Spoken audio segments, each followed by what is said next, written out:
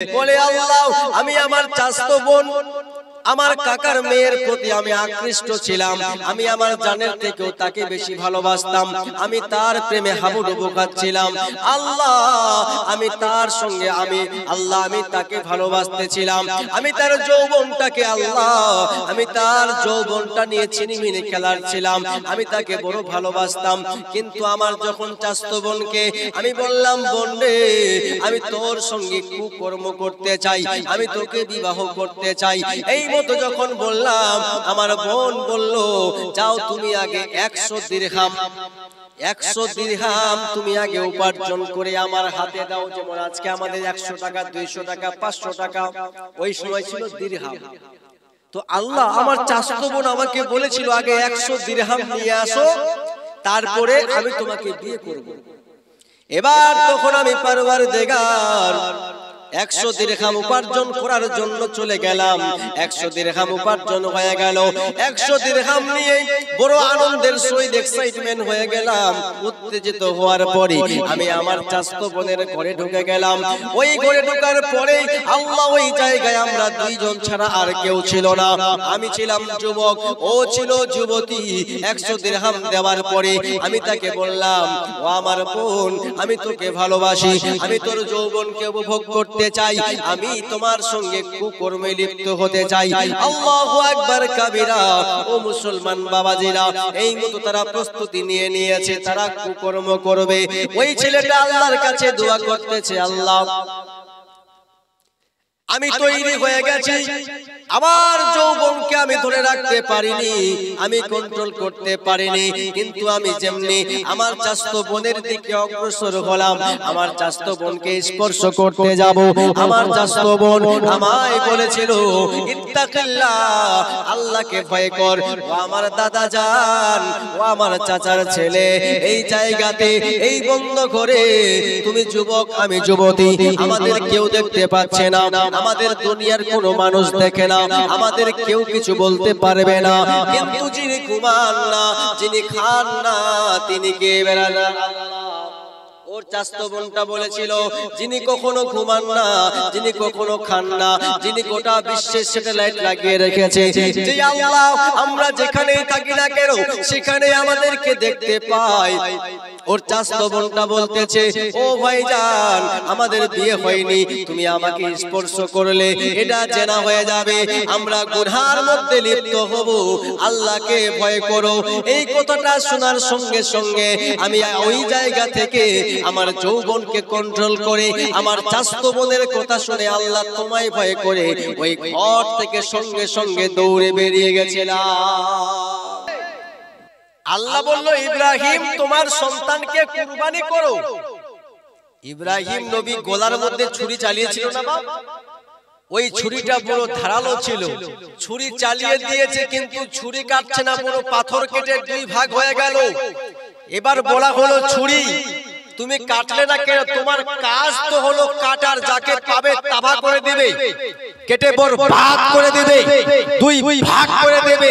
ছুরি বলতে আছে ও দুনিয়ার মানুষেরা শোনো, তোমার হাত আমাকে চালাতে পারে কিন্তু কারো যখন জান নেওয়ার ব্যাপার আসবে আল্লাহর হুকুম ছাড়া আমি কারো উপরে ছুরি চলতে পারবো না। তো আমাদের কি আল্লাহর প্রতি ভরসা রাখতে হবে।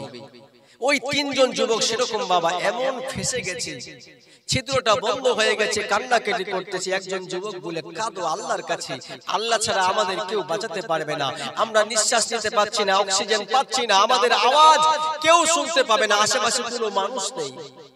ওই সময় যখন তারা কল্পনা করলো, পরিকল্পনা করলো, চলো চলো নিজ নিজ এক একটা ভালো কর্ম দিয়ে আল্লাহর কাছে কাঁদবো। একজন যুবক সর্বপ্রথমে হাত তুলেছে, আল্লাহর কাছে কাঁদতে আরম্ভ করেছে। ওগো আল্লাহ রাব্বুল আলামিন মওলা, আমাদের এই বিপদ থেকে দুনিয়ার কোনো মানুষ কেউ উদ্ধার করতে পারবে না। আল্লাহ তুমি আমাকে কেন বাঁচাবে জানি না, কিন্তু আমি আমার জীবনে যদি ওই কর্মটা করেছিলাম, যদি ওই কর্ম কর্মটা তোমার পছন্দনীয় হয়ে থাকে আল্লাহ, তাহলে তুমি আমাকে বাঁচিয়ে নেবে। ও যুবক, কোন কর্মটা? ওই যুবকটা তখন বলতে আছে আল্লাহর কাছে, ওগো আল্লাহ রব্বুল আলামিন মাওলা, আমি হচ্ছে ছাগল চড়াতাম, আমার ছাগলের দুধ হতো, আমি ওই দুধটা বাড়িতে নিয়ে যাবার পরে সর্বপ্রথমে আমার সন্তানদেরকে দিই নাই, সর্বপ্রথমে আমি আমার মা এবং বাবাকে ওই দুধ পান করাতাম। জোরে বলুন সুবহানাল্লাহ। ওই যুবকটা আল্লাহর কাছে কাঁদতেছে, আল্লাহ ওই আমার যে ছাগলের দুধ হতো, তো আমি যখন দুধ নিয়ে সন্ধ্যার সময় বাড়ি পৌঁছাতাম, তো সর্বপ্রথমে আগে দুধ গরম করে আমার মা বাবাকে দিতাম। কিন্তু একদিন হঠাৎ করে আল্লাহ ব্যতিক্রমে সন্ধ্যার সময় আমি আসতে দেরি হয়, রাত হয়ে যায়, আর আমি যতক্ষণে বাড়ি আসবো আমার মা বাবা ঘুমিয়ে গিয়েছে। আল্লাহ, আমি আমার মা বাবাকে সর্বপ্রথমে দুধ পান করাবো। আমার মনে বাসনা প্রত্যেক দিন সর্বপ্রথমে আমার মা এবং বাবাকে দুধ পান করাই, তারপরে আমরা সবাই ভক্ষণ করি। এই মতো যুবকটা আল্লাহর কাছে কাঁদতেছে, ওগো আল্লাহ আমার মা এবং বাবা ঘুমিয়ে গিয়েছে, আমার সন্তানেরা বাইরে কান্নাকাটি করতেছে, আব্বা বড় খিদা লেগেছে, আমাদের দুধটা দিয়ে দাও, আমরা খেয়ে নেব। ওই যুবকটা আল্লাহর কাছে কাঁদে, ওগো আল্লাহ আমি সেদিন পাষাণ হয়ে গেছিলাম, আমার মনটা কাঁদতেছিল, কিন্তু তবুও দিই নাই, আমার সন্তানদেরকে দিই নাই। 1 ঘন্টা মা এবং বাবার মাথার সামনে দাঁড়িয়েছিলাম, তাদের ঘুম ভাগে নাই। 2 ঘন্টা হয়ে গেল, ঘুম ভাগে নাই। 3 ঘন্টা হয়ে গেল, ঘুম ভাগে নাই। আয় আল্লাহ রাব্বুল আলামিন মাওলা, আমার যদি এই কর্মটা পছন্দ হয়, আল্লাহ এই বিপদ থেকে উদ্ধার করিও। 3 ঘন্টা নয়, 4 ঘন্টা নয়, এমত অবস্থায় ফজরের সময় মুয়াজ্জিন যখন বলতেছিল আসসালাতু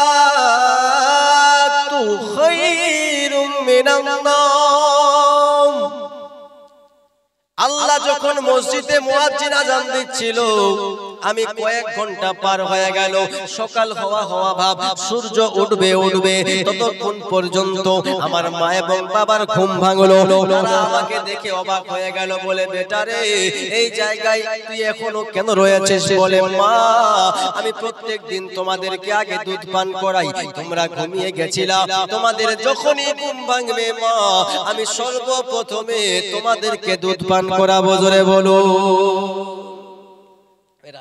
ওই যুবকটা এই কর্মটা করত, বলে আল্লাহ আমার যদি তোমাকে এই কর্মটা ভালো লাগে, আমি সর্বপ্রথমে আমার সন্তানদেরকেও না, আমার স্ত্রীকেও না, আমার মা এবং বাবাকে আমি আগে নিজ হাতে দুধ গরম করে পান করাতাম, তারপরে আমার সন্তানদেরকে দিতাম। বলুন সুবহানাল্লাহ।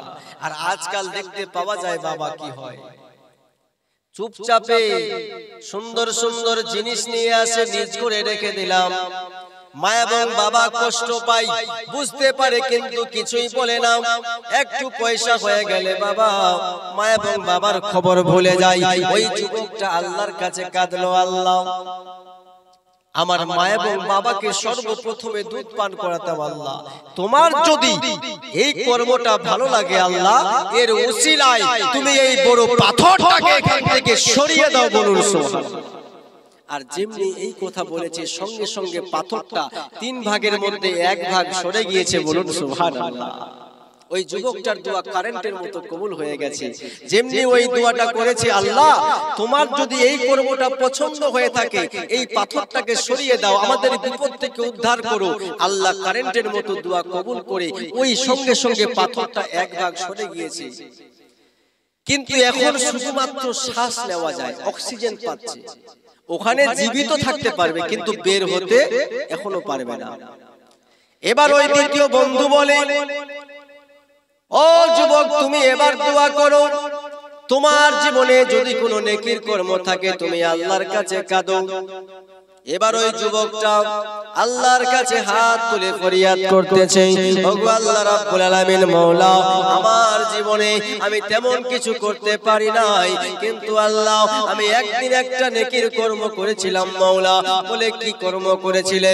বলে আল্লাহ আমি আমার চাচতো বোন আমার কাকার মেয়ের প্রতি আমি আকৃষ্ট ছিলাম, আমি আমার জানের থেকেও তাকে বেশি ভালোবাসতাম, আমি তার প্রেমে হাবুডুবু খাচ্ছিলাম। আল্লাহ আমি তার সঙ্গে আমি তাকে ভালোবাসতেছিলাম, আমি তার যৌবনটাকে আমি তার যৌবনটা নিয়ে ছিনিমিনি খেলার ছিলাম, আমি তাকে বড় ভালোবাসতাম। কিন্তু আমার যখন চাচতো বোনকে আমি বললাম, বোন রে আমি তোর সঙ্গে কুকর্ম করতে চাই, আমি তোকে বিবাহ করতে চাই, এই মতো যখন বললাম আমার বোন বলল, যাও তুমি আগে 100 দিরহাম তুমি আগে উপার্জন করে আমার হাতে দাও। যেমন আজকে আমাদের 100 টাকা, 200 টাকা, 500 টাকা, ওই সময় ছিল দিরহাম। তো আল্লাহ আমার চাচতো বোন আমাকে বলেছিল আগে 100 দিরহাম নিয়ে আসো, তারপরে আমি তোমাকে বিয়ে করব।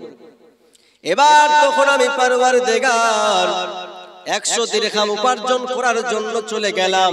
100 দিরহাম উপার্জন হয়ে গেল, 100 দিরহাম নিয়ে বড় আনন্দের সহিত এক্সাইটমেন্ট হয়ে গেলাম।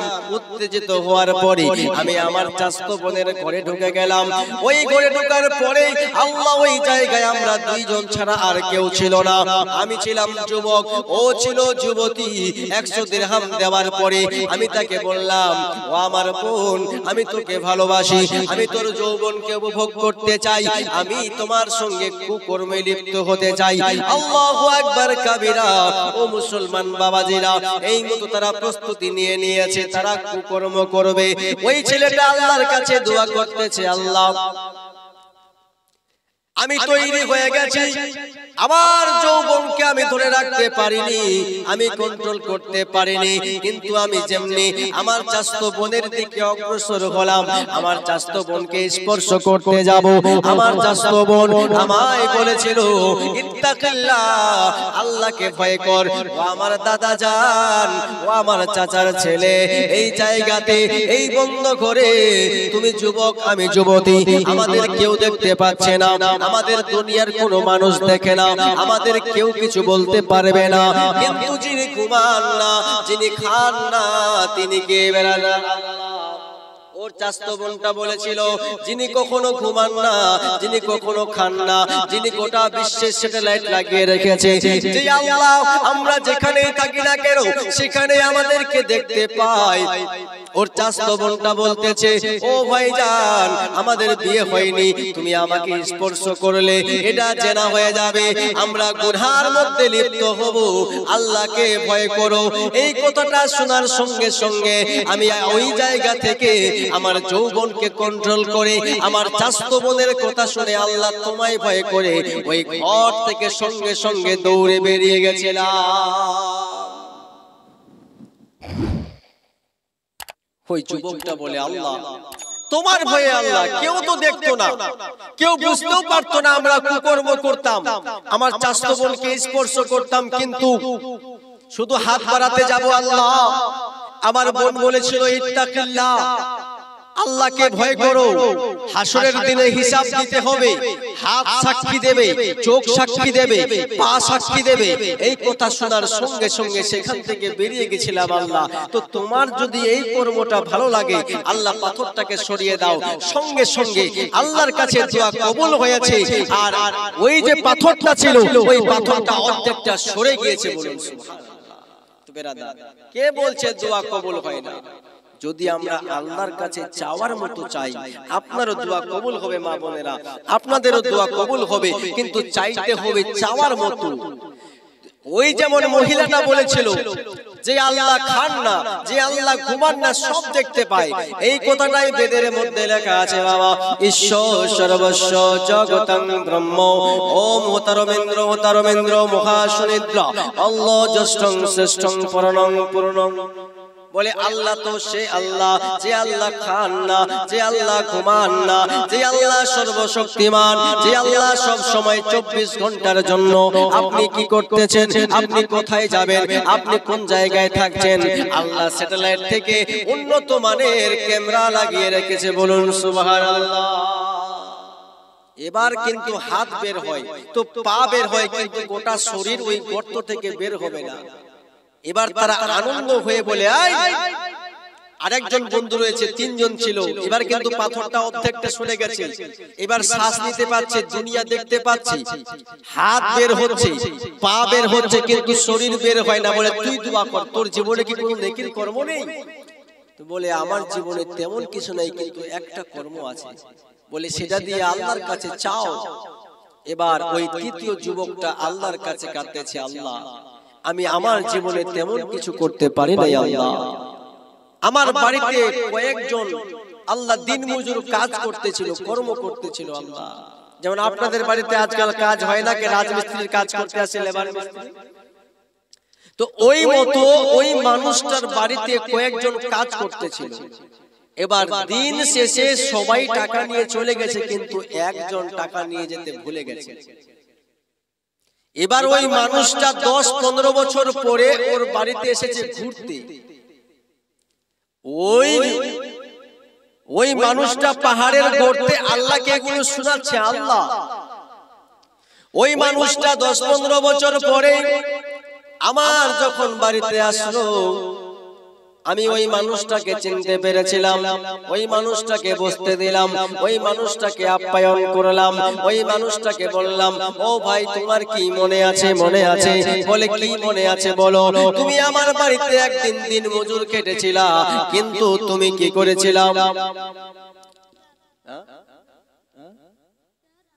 মাশাআল্লাহ, উত্তর আর রুবেল মিলে দিয়েছে। আল্লাহ যে উদ্দেশ্য করেছে দান কবুল করো হে পাক সুবহানাল্লাহ।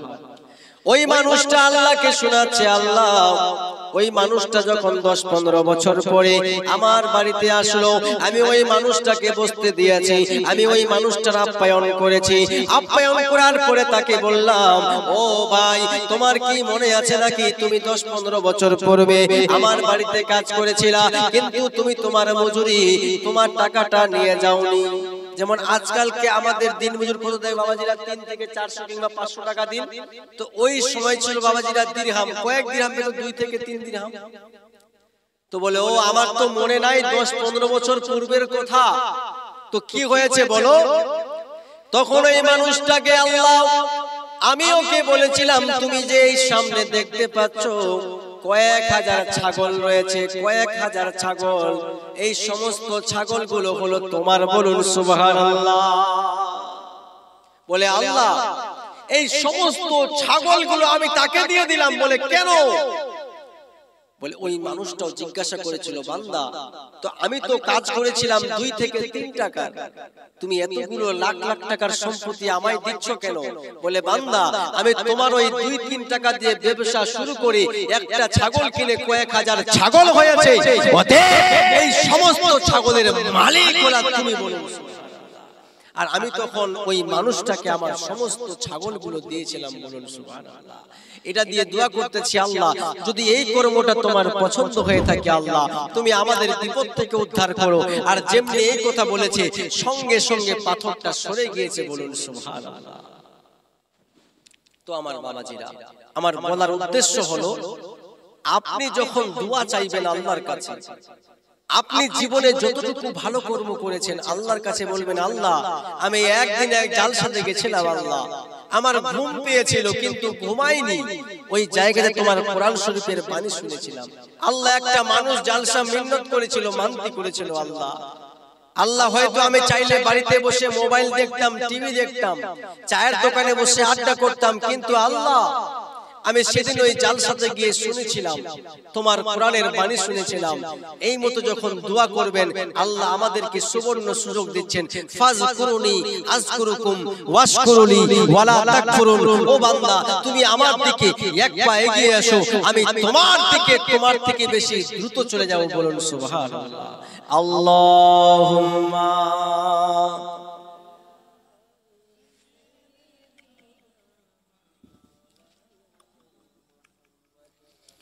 ওয়ালা আলে সাইয়্যিদিনা মাওলানা মুহাম্মদ হাবিবনা শাফিয়ানা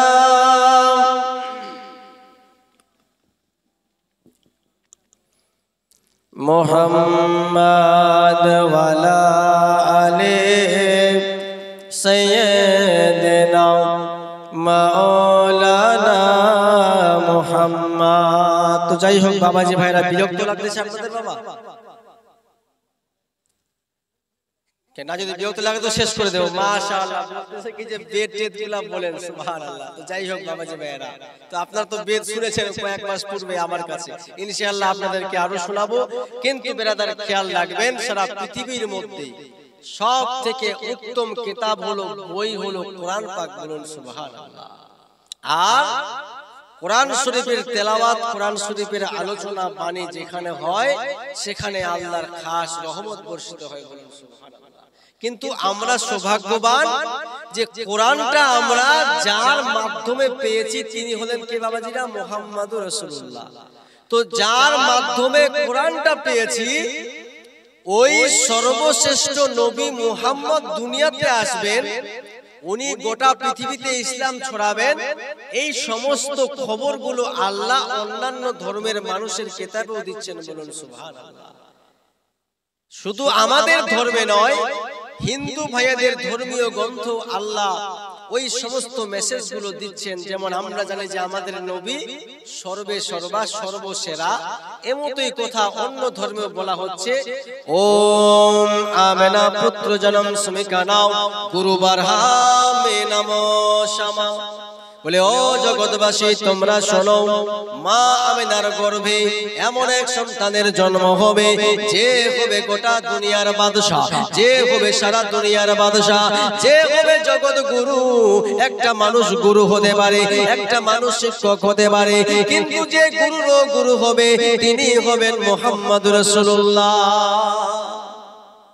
বলেন তিনি হবেন জগৎ গুরু মুহাম্মদুর রাসূলুল্লাহ। বেরাদার, যেই নবীর প্রশংসা করেছে বিশ্ব কবি গুরু রবীন্দ্রনাথ ঠাকুর, যেই নবীর প্রশংসা করেছেন বেরাদার জওহরলাল নেহরু, যেই নবীর কথা বলে গেছেন মহাত্মা গান্ধী। বেরাদার মুসলমান, ভারতবর্ষের বিপ্লবী নেতা মহাত্মা গান্ধী, যখন তিনাকে জিজ্ঞাসা করা হলো আপনি মুহাম্মদ সম্পর্কে কি বলতেছেন, তখন মহাত্মা গান্ধী বলেছিল, বাবা, I wanted to know the best of one who holds today undisputed sway over the hearts of millions of mankind. বেরাদার মহাত্মা গান্ধী, বেরাদার টাকার মধ্যে যার ছবিটা আছে না মহাত্মা গান্ধী, ও বলতেছে আমি লক্ষ লক্ষ মানুষদের জীবনীর মধ্যে একজনের জীবনী পড়তে চেয়েছিলাম। আমি তখন হযরত মুহাম্মদের জীবনী পড়তে শুরু করলাম। পড়তে পড়তে একটা পাঠ শেষ হয়ে গেল, যখন আরেকটা পাঠ পড়তে শুরু করলাম আমার মনে আগ্রহ হলো, আমি আরো ওই নবীর জীবনী পড়তে চাই। এবং জীবনী পড়ে বুঝতে পারলাম তিনি মুহাম্মদুর রাসূলুল্লাহ, এমন নবী যিনি সন্ত্রাস দিয়ে নয় শান্তি দিয়ে ইসলামকে ছড়িয়েছেন। বলুন সুবহানাল্লাহ। আজকাল দেখতে পাই না কিছু মানুষ বলে যে মুসলমান মানেই হলো আতঙ্কবাদ, সন্ত্রাসবাদ। না ব্রাদার, মুসলমান তারা জানেই না, তারা ইসলাম তো জানে না, তারা হিন্দু ধর্মেরও গ্রন্থের কোথাও জানে না। ব্রাদার মুসলমান, যেই নবীকে মানলে আজ কিছু মানুষ সন্ত্রাসবাদ বলে আখ্যায়িত করে, যেই নবীর কলেমা পড়লে আজ কিছু মানুষ বলে, কেউ বলে আযানকে বন্ধ করতে হবে, তারা হিন্দু শাস্ত্র সম্পর্কে জানে না। ও ব্রাদার মুসলমান বাবাজি ভাইয়েরা, আজ আপনি দেখবেন আমাদের কিছু মানুষ ব্রাদার সমস্যা তৈরি করে, কিন্তু আপনি যখন বেদ পড়বেন, আপনি যখন মহাভারত পড়বেন, আপনি যখন ব্রাদার মুসলমান অন্য ধর্মের কিতাব পড়বেন, আমাদের ইসলাম ধর্ম বেরাদার পাঁচটা জিনিসের উপর দাঁড়িয়ে আছে। কয়টা? সর্বপ্রথমে হলো কালেমা। আমরা কলেমাটা কি পড়ি বাবা? লা ইলাহা ইল্লাল্লাহ মুহাম্মাদুর রাসূলুল্লাহ, আল্লাহ এক, আল্লাহ ব্যতীত কোনো মাবুদ নাই। এই মতই যখন আপনি হিন্দু শাস্ত্র পড়বেন, সনাতন ধর্ম নিয়ে গবেষণা করবেন, হিন্দু ধর্ম পাঁচটা স্তম্ভের উপরে দাঁড়িয়ে আছে, পাঁচটা খুঁটির উপরে দাঁড়িয়ে আছে। আপনি যখন বেদ পড়বেন, সনাতন ধর্ম যখন ব্যাখ্যা করবেন, যেমন আমাদের লা ইলাহা ইল্লাল্লাহ মুহাম্মাদুর রাসূলুল্লাহ, হিন্দু শাস্ত্র বলে প্রথমা বস্তু ওম এক ব্রহ্মা দ্বিতীয় নাস্তি নিরানাস্তি কুঞ্চন।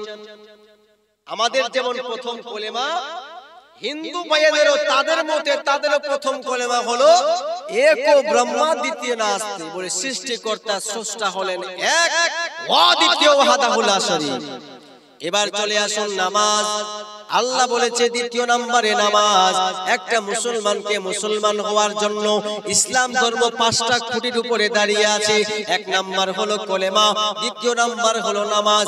আল্লাহ বলে আকিমুস সালাত, তোমরা নামাজ আদায় করো, আকিমুস সালাত, নামাজ পড়ো। তো আপনি বলবেন যে আমরা তো নামাজ পড়ি, আমাদের হচ্ছে 2 নম্বরে নামাজ, তো হিন্দু ভাইয়েরা কি নামাজ পড়ে, তাদের কি নামাজের কথা আছে? অবশ্যই আছে বাবাজি। প্রথম নম্বরে কালেমা, হিন্দু ভাইদের বলে প্রথমা বস্তু এক ব্রহ্মা দ্বিতীয় নাস্তি। এবার বলে দ্বিতীয় বস্তু কি আছে, বলে দ্বিতীয় বস্তুটা হলো ওম সাষ্টাঙ্গ কর্তব্য, বলে সাষ্টাঙ্গ করো। হিন্দু ভাইদের ধর্মগ্রন্থ বলে দ্বিতীয় নম্বরে আমাদের নামাজ, আকিমুস সালাত। হিন্দু শাস্ত্র বলে সাষ্টাঙ্গ কর্তব্য, সাষ্টাঙ্গ করো। এটা হলো সংস্কৃত শব্দ সাষ্টাঙ্গ করো। সাষ্টাঙ্গ কি? আপনি যখন সংস্কৃত নিয়ে গবেষণা করবেন, সা মানে হলো সঙ্গে, আষ্ট মানে হলো 8টা, আর হচ্ছে অঙ্গ মানে হলো অঙ্গ, মানে হলো তোমরা ভগবানকে ডাকো, ঈশ্বরকে ডাকো, তোমাদের স্রষ্টাকে ডাকবে। 8টা অঙ্গ তোমার শরীরের যেন জমিনের সঙ্গে মিশে থাকে। জোরে বলুন সুবহানাল্লাহ। হিন্দু ভাইদের ধর্মীয় গ্রন্থ বলে যখন তোমরা তোমাদের স্রষ্টাকে ডাকবে, তোমার শরীরের যেন 8টা অঙ্গ মাটির সঙ্গে লাগে, তাকে বলা হচ্ছে সাষ্টাঙ্গ। সা মানে সঙ্গে, আষ্ট মানে হলো 8টা, সা আষ্ট আঙ্গ। শরীরের 8টা অঙ্গ যেন মাটির সঙ্গে টাচ হয়, তখন ঈশ্বরকে ডাকবে। বিরাদার মুসলমান, সাষ্টাঙ্গ মানে হলো সেজদা। আপনি বলবেন কেমন করে?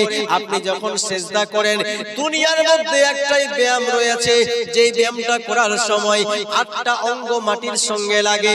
আপনি যখন সেজদা করেন, আপনার কপাল এবং নাক মাটির সঙ্গে লাগে না নাই? অবশ্যই লাগে। 2টা হাতের তালা মাটির সঙ্গে লাগে 4টা, 2টা হাঁটু মাটির সঙ্গে লাগে 6টা, 2 পায়ের আঙ্গুলগুলো মাটির সঙ্গে লাগে কিনা বাবা? কয়টা হলো? 8টা। তো আমরা যেমন সেজদা করি, দেখবেন হিন্দু ভাইয়েরা মন্দিরে গিয়ে লম্বা হয়ে শুয়ে যায় না? খেয়াল করলে দেখতে পাবেন যে মন্দিরে লম্বা হয়ে শুয়ে যায়, সেটাকে বলা হয় সাষ্টাঙ্গ। আপনি যখন গবেষণা করবেন দেখবেন তো সাষ্টাঙ্গের সঠিক পদ্ধতি হলো সেজদা। বলুন সুবহানাল্লাহ। তো সেটাই বলা হচ্ছে দ্বিতীয় নম্বরে তাদের হচ্ছে ওটা কি সাষ্টাঙ্গ, মানে ওই অবস্থায় আল্লাহকে ডাকো। আর আমাদের ইসলাম ধর্ম হলো আল্লাহকে ডাকার সবথেকে উত্তম নিয়ম পদ্ধতি হলো ওই নামাজ। বলুন সুবহানাল্লাহ, সেজদা। এবার যখন তৃতীয় বস্তু চলে আসবেন নামাজ, রোজা, এবার চলে আসবেন বিরাদার মুসলমান রমজান মাসের রোজা। আল্লাহ বলে তোমরা রোজা রাখো। হিন্দু শাস্ত্র যখন পড়বেন, হিন্দু শাস্ত্র বলে তৃতীয় বস্তু ওম ওরাতধারী, বলে ও দুনিয়ার মানুষেরা তোমরা হলো ওয়ারাত রাখো। ওয়ারাত মানে উপোস করো। আমাদের ইসলাম ধর্ম হলো রোজা রাখো।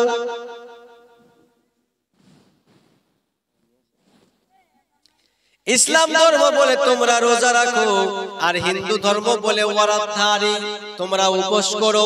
3 নম্বরে হলো উপোস। 4 নম্বরে চলে আসবেন যে হজ করো। তারাও বলে, ওদের শাস্ত্র বলে, ও ভাইয়েরা শোনো শোনো, তোমরা একটা পবিত্র জায়গায় গিয়ে যখন গঙ্গা স্নান করবে, তীর্থযাত্রা করবে, বলে 4র্থ নম্বরে হলো তীর্থযাত্রা কর্তব্য। যেমন আমাদের হাজী সাহেবরা মদিনায় হজ করতে যায়, হিন্দু ভাইদের ধর্মীয় কিতাবেও লেখা আছে তোমরা তীর্থযাত্রা করো।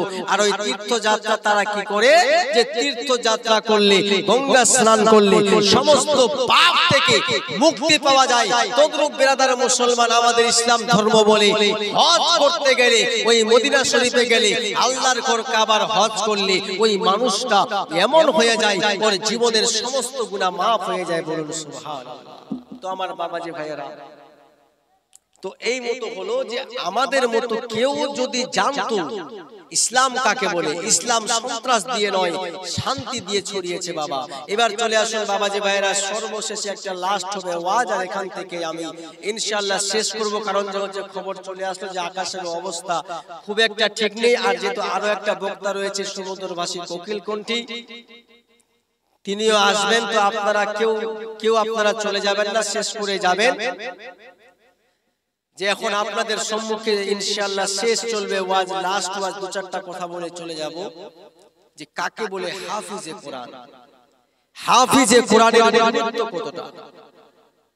এই ভারতবর্ষের সালজমিনে মালদা ডিস্ট্রিক্টে বাবা একটা মসজিদ রয়েছে, একটা জায়গা রয়েছে, নাম হলো আদিনা। নাম শুনেছেন না আদিনা? মালদা ডিস্ট্রিক্টে আদিনা, ওই আদিনাতে একটা বড় মসজিদ রয়েছে। ওই মসজিদের নাম হলো মদিনা মসজিদ। কি নাম মসজিদ বাবা? মদিনা। ওই মদিনা মসজিদটা বাবা এখন পুরনো হয়ে গেছে। এত সুন্দর পবিত্র জায়গা, ওই জায়গাতে এখন কুকর্ম হচ্ছে। ওই জায়গাতে যুবক যুবতীরা করতে যায় আর নোংরা